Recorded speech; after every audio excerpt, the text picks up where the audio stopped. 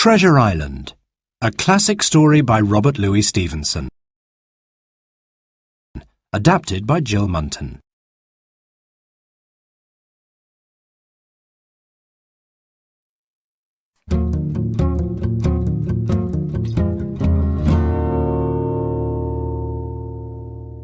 Chapter 1.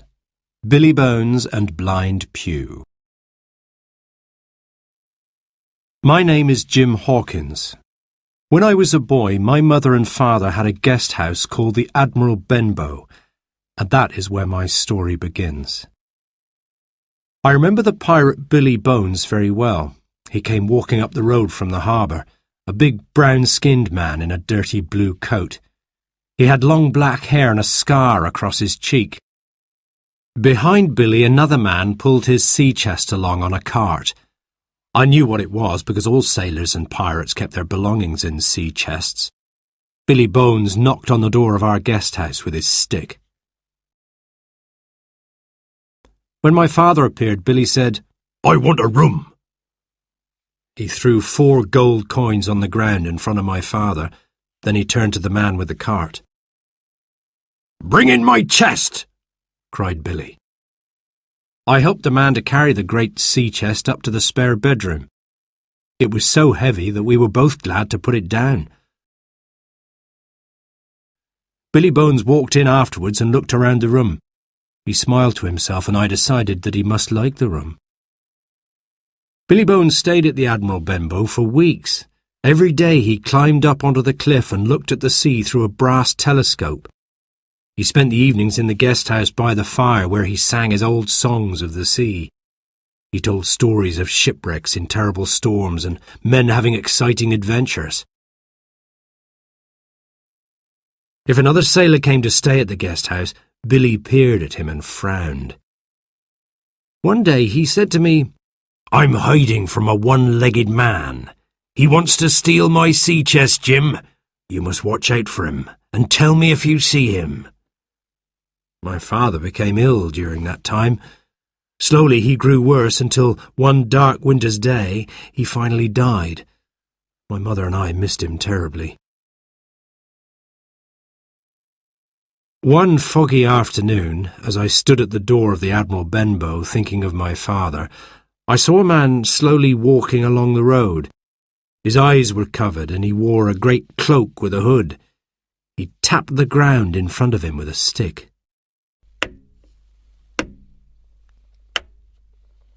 As the man approached the guest house, he heard me moving by the door. He stopped in front of me. "I am Blind Pew," said the man, "a poor blind beggar. I became blind when I was fighting with a pirate. Will you please tell me where I am?" "You are at the Admiral Benbow in Black Hill Cove," I told him. "I hear a young voice. Will you lead me in?" he asked. I held out my hand and Blind Pew pulled me towards him. "Take me to Billy Bones, boy," he hissed, "or I will break your arm." Inside the guest house, Billy looked up and stared at Blind Pew. He looked sick with fear. "Hold out your hand, Billy," ordered Pew. He pressed a piece of paper into Billy's hand and then disappeared. I heard his stick tapping down the road. Billy staggered and put his hand to his throat. "Pew has given me the black spot. He's killed me with his curse," he whispered. And he fell to the floor, dead. I told my mother what had happened. Without my father to look after us, we were both very frightened. There was a dead man in the guest house, and a dangerous man not far away. We ran to the village to get help. We went from house to house and begged each of the men to come back to the guest house with us, but no one dared to do it.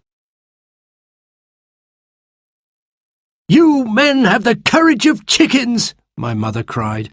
"My brave boy Jim and I will go back and face the danger alone. I will open that sea chest and take the money that Billy Bones owes us." We ran back to the guest house. It was foggy, but a full moon glowed red in the sky. We were afraid that someone might see us. My heart beat fast as we stepped through the door and locked it behind us. My mother lit a candle. We went into the room where Billy Bones lay.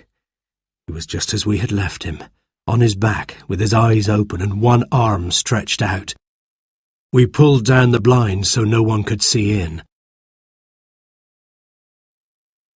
Then my mother said, "We need the key to the chest, Jim. It must be in one of his pockets, but I don't want to touch him." "I'll do it," I offered. I knelt down beside the body. There was a small circle of black paper near Billy's hand, the black spot. I picked it up and looked at it. Then I felt in his pockets. There were a few coins, a knife, a needle and thread, and a compass. Nothing more. "It may be around his neck," said my mother. I tore Billy's shirt open and found the key hanging on a bit of dirty string around his neck. I cut it off with his knife. Then we hurried upstairs with it to Billy's little room.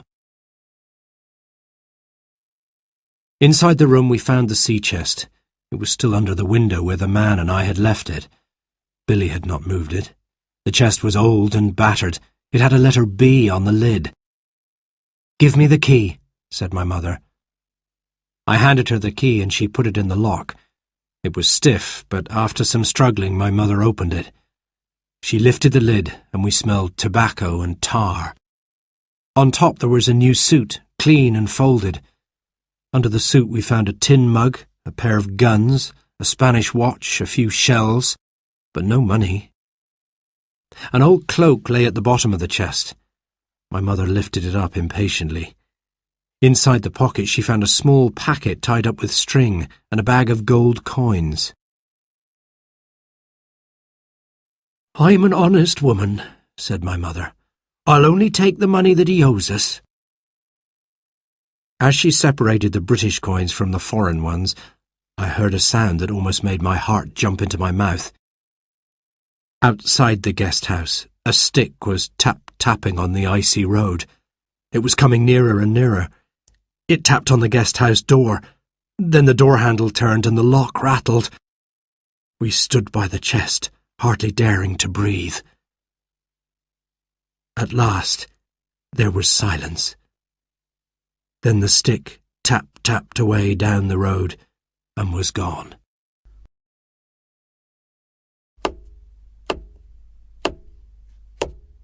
"That was Blind Pew, coming back for the gold coins," I whispered to my mother.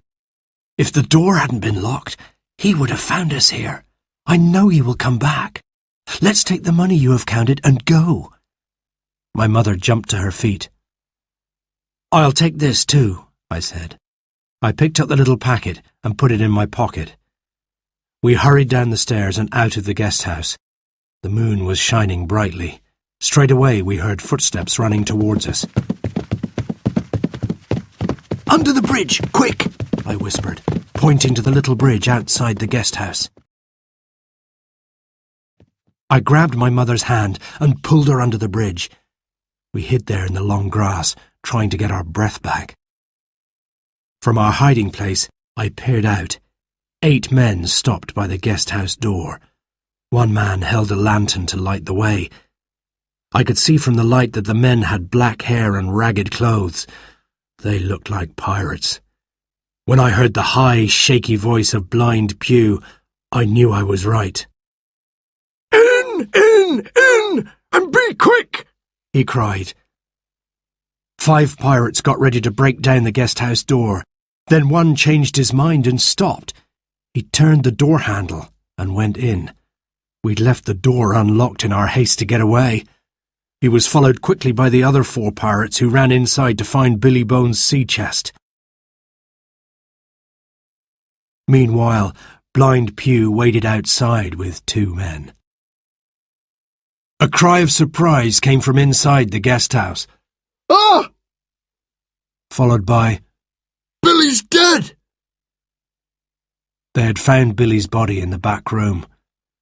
"Search him!" shouted Blind Pew. "The rest of you can look for his sea chest!"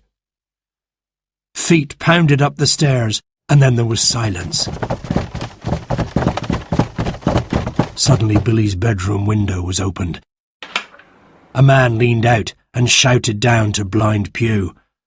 "Someone's been here already," he explained. "Is it there?" asked Pew. "The money's here, if that's what you mean," the voice answered. "I don't care about the money. What about the packet?" asked Pew. "It's gone, Pew," came the reply. "Those people from the guest house have taken it. They were here a few minutes ago. The door was locked then. Find them. They won't be far away," shouted Blind Pew. We heard the men looking in all the rooms of the Admiral Benbow. They went up and down the stairs so many times I thought they might break. My mother and I huddled together under the bridge. After a few minutes, the pirates came out. "They're not here," cried one. "We've looked everywhere," said another. Then we heard a whistle. It came from high on the hill behind the village. The pirates looked at each other in fear. "The customs men are after us," shouted one of the pirates. "Let's run!" "You cowards!" cried Pew. "I'm not leaving without that packet. Oh, I wish I wasn't blind. I was the only one who dared to face Billy Bones, a blind man, and now you won't help me." "We've got the money, Pew, and the people from the guest house might have got the packet. We may never find it," said the pirate. Blind Pew was mad with anger. He raised his stick and beat the men around the back and shoulders. They put their arms up to protect themselves from the blows. Then I heard the sound of horses galloping. It came from the hill. Next came a gunshot. When they heard the sound of gunfire, the pirates turned and ran. They left Blind Pew standing outside the guest house, tapping at the road with his stick. "Don't leave me! Don't leave poor old Pew!" he cried. In the moonlight, 5 men on horseback came galloping down the hill and into the road. Blind Pew screamed and ran. He fell into a ditch, but he jumped up again. He ran straight into one of the horses. My mother fainted.